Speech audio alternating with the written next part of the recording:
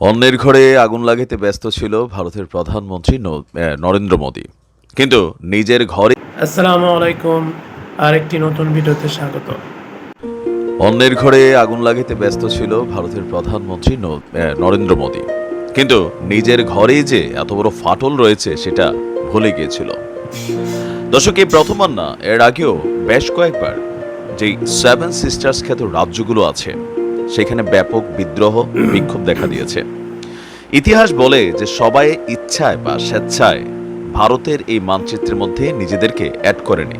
কিছু কিছু জায়গায় ভিডিওটি ভালো চীন লাগলে যেমন একটি তাইওয়ানকে লাইক জোরপূর্বক নিজেদের মানচিত্রে ঢুকিয়ে রেখেছে, ভারতও ঠিক একই কাজগুলো করেছিল।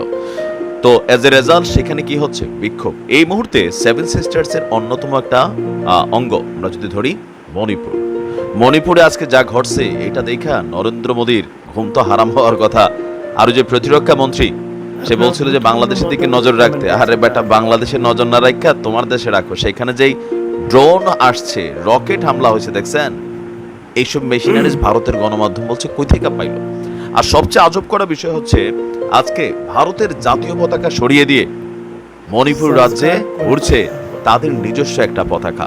আর এই পতাকাটা জানান দিচ্ছে যে তারা ভারতের অঙ্গরাজ্য হিসাবে তারা আসলে নিজেদেরকে দেখতে চায় না, স্বাধীন রাষ্ট্র হিসাবে দেখতে চায়।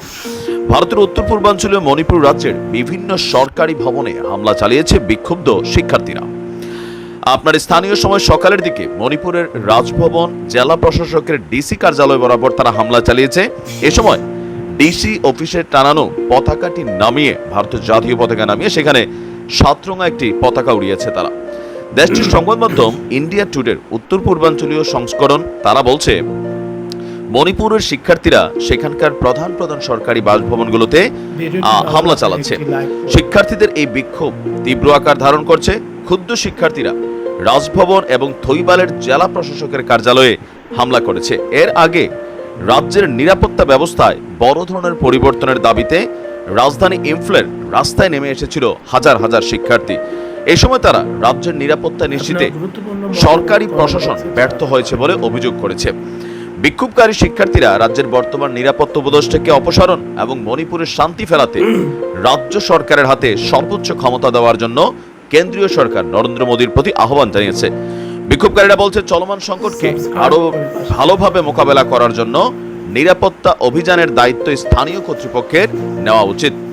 বিক্ষোভে অংশ নেওয়া শিক্ষার্থীরা রাজ্যের মুখ্যমন্ত্রী বীরেন সিং এর বাসভবনে হামলা চালিয়েছে। এমনকি সবচেয়ে মজার বিষয় হচ্ছে এখানে যে ড্রোন, রকেটগুলো হামলা করা হয়েছে এগুলো ভারতের তৈরি বা ভারতের কোনো জিনিস না। এখন প্রশ্ন আসছে এই ড্রোন বা রকেটগুলো কিভাবে ঢুকেছে মণিপুরে? সেখান থেকে উঠে আসে অতীতে সেই স্পাইক বাবর, বা ডিজে বাবরের নাম, সাবেক কি বলো যে আমাদের যে মন্ত্রী ছিল বিএনপির যুগে, তিনি একবারে সেভেন সিস্টার্স এর জন্যই অনেকগুলো মেশিনারিজ কিনছিল বলে ভারত তখন দাবি করছিল।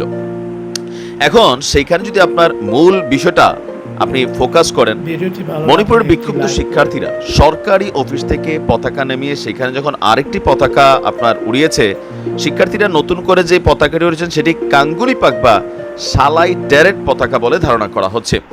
মণিপুরের শিক্ষার্থীরা সরকারি অফিসে নতুন পতাকা যখন উত্তোলন করলো, এ নিয়ে ব্যাপক আলোচনা চলছে।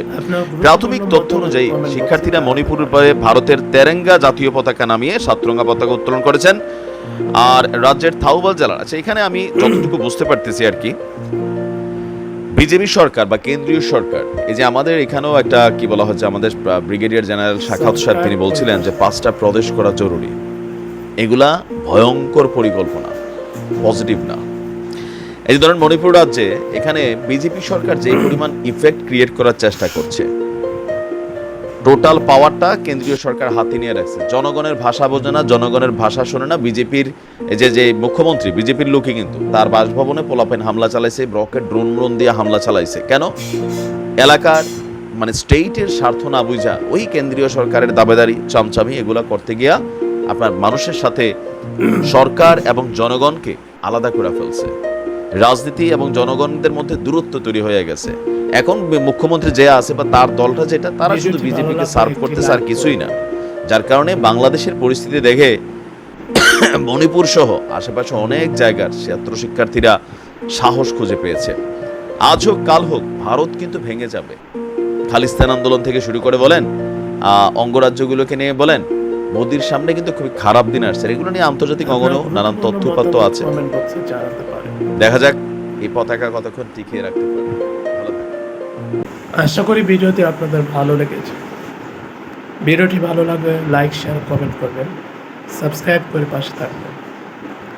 আজ এই পর্যন্ত, দেখা হবে, কথা হবে অন্য কোনো ভিডিওতে। আল্লাহ হাফেজ।